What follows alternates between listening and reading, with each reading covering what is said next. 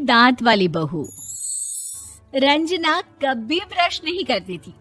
उसे कितनी बार उसके माँ बाप ने डांटा, लेकिन उसका कोई असर उस पर होता ही नहीं था, जिस कारण से उसके दांत पीले पीले हो जाते हैं। शादी के बाद। अरे बहू, वैसे तो तुझ में कोई कमी नहीं है, पर तेरे दांत इतने पीले कैसे हैं बेटा? कैसे मतलब? कोई सर्जरी थोड़ी ना कराई है। वो तो क्या है ना, मैं ब्रश नहीं करती थी तो पीले हो गए। अब क्या करूं? आप कहें तो लाल करवा लूं या फिर काले? यार ये क्या है, क्यों माँ से लड़ रही हो? लड़ रही हूँ? अरे मैं लड़ रही हूँ या ये बोल रही है कि दांत पीले हैं, पीले। अरे तपस्या थोड़ी ना की है इन्हें पीले करने के लिए। बकायदा ब्रश नहीं किया है 20 साल तक, तब जाकर। छी, कैसी बात कर रही हो? ये उस वक्त तो पीले नहीं थे जब हम लोग तुम्हें देखने आए थे। अरे तब साफ करवा लिया होगा डेंटिस्ट के पास जाकर। अब देखो कैसे पीले पीले लग रहे हैं। रंजना सास की तरफ गुस्से से देखती है। फिर शुरू हो गई पीले पीले पीले। अरे पीले तो तब भी थे जब मेरे हाथ का रसगुल्ला उड़ा उड़ा कर खा रही थी और बोल रही थी, लड़की नहीं गुणों का खजाना दे रहे भाई साहब आप। खैर, अब वो लोग करते भी तो क्या करते, पीले दांत वाली बहू पल्ले पड़ी थी तो झेलना तो था ही। एक दिन कीर्तन में रंजना गाना गा रही थी। अरे कमला बहन, माँ का द्वार है, यहाँ तो सब शुद्ध होकर आते हैं, फिर अपनी बहू को ब्रश भी नहीं करवाती तुम। दूर से पीले पीले दांत भक्ति में बाधा उत्पन्न कर रहे हैं। अरे कोई 2 साल के बच्चे थोड़ी ना लेकर आई हूँ मैं बहू बनाकर। अच्छी खासी लड़की है, अरे कैसे करवाऊं ब्रश? ये तो उसे खुद करना चाहिए ना। अब माँ बाप तो इसके जैसे तैसे निपटा दिए, ये नहीं सोचा कि सास कैसे संभालेगी।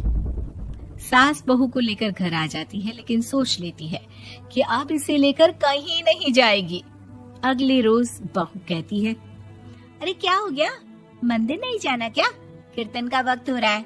मेरी मधुर वाणी से कान्हा जी जागते हैं और सोते हैं। आप तो जानती है ना उनकी भक्ति में कितना मन लगता है मेरा। वो क्या है ना, तबीयत ठीक नहीं लग रही है मेरी, आराम करूंगी मैं। तबीयत ठीक नहीं लग रही? अभी तो मिथुन के गाने पर नाच रही थी आप, और अब बोल रही है कि तबीयत ठीक नहीं लग रही।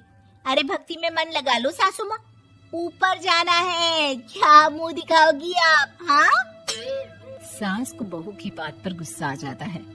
मैं क्या मुंह दिखाऊंगी, इसकी चिंता तो ना कर, समझी?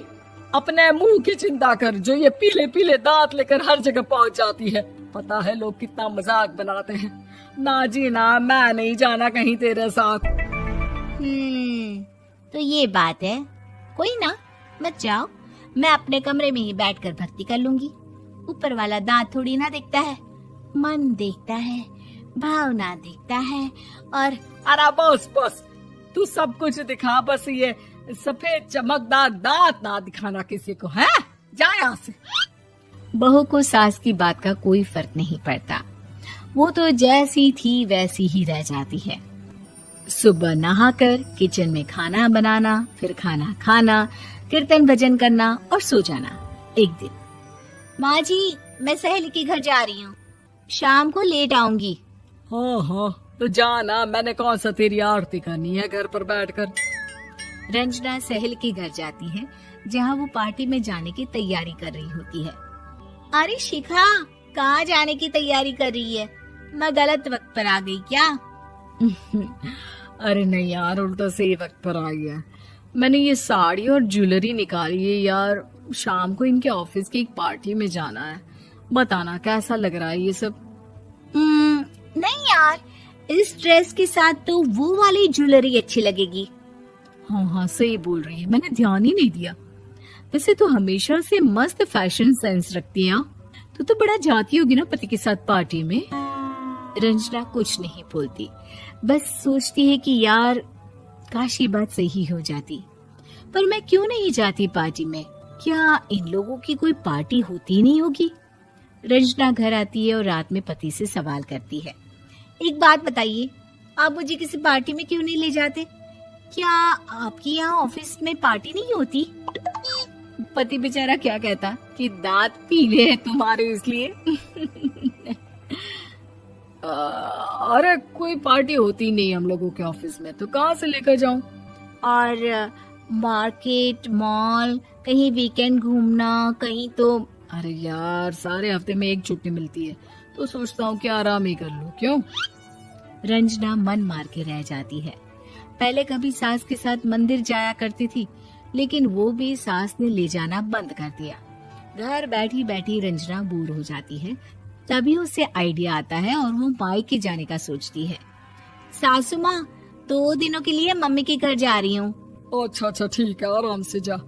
और हाँ, माँ से कुछ अच्छी आदत सीख कर आना कि कैसे शरीर के हर भाग की तरह दांतों की सफाई भी जरूरी होती है, समझी? शुरू हो गई ना आप? वो लोग आपकी तरह नहीं है कि छोटी छोटी बात का बतंगड़ बना दे। उन लोगों के लिए मैं मायने रखती हूँ, ना कि मेरे पीले पीले दांत। रंजना माँ को बिना बताए उन लोगों को सरप्राइज देती है, लेकिन जैसे ही वो दरवाजे पर पहुंचती है, अंदर देखती है कि घर वाले कहीं जा रहे होते हैं। अब माँ, काश रंजना दीदी के दांतों वाली प्रॉब्लम नहीं होती, तो वो भी हम लोगों के साथ चलती ना बुआ जी की बेटी की शादी में। हाँ बेटा, लेकिन अब उसे कौन समझाए कि उसको उसके पीले दांत नहीं दिखते, लेकिन उसके आसपास के लोगों को कितना एम्बैरेसिंग फील कराते हैं। मुझे तो कितनी बार उसके स्कूल की टीचर ने शिकायत की कि उसके साथ कोई लड़की बैठना भी नहीं चाहती, और ना ही कॉलेज में कोई उससे बात करना चाहता था। लेकिन पता नहीं क्यों उसे ये बात समझ में ही नहीं आती। कोई कमी नहीं है उस लड़की में, बस यही कि दांत पीले हैं। वो तो भला हो जीजा जी और उनकी माँ का, जो दीदी को जैसी है वैसे ही रखा हुआ है। रंजना को अपने घर वालों की बात सुनकर बहुत दुख होता है। वो सोचती है कि वो क्या करे, लेकिन फिर वो सीधा डेंटिस्ट के पास जाती है, अपने दांत चमकाती है और कसम खाती है कि वो रोज ब्रश करेगी। अरे क्या हो गया? तुम तो 2 दिनों के लिए गई थी ना, पर कोई ना, अच्छा है, चलो आ गई तो। रंजना सास के सामने आकर खड़ी हो जाती है और पूरी स्माइल करती है, उसके चमकदार दांतों को दिखाती हुई। हैं? चले मंदिर। माँ, मुझे माफ कर दीजिए, मैंने आप लोगों को बहुत एम्बैरेसिंग फील करवाया। मैं आज से रोज ब्रश करूंगी।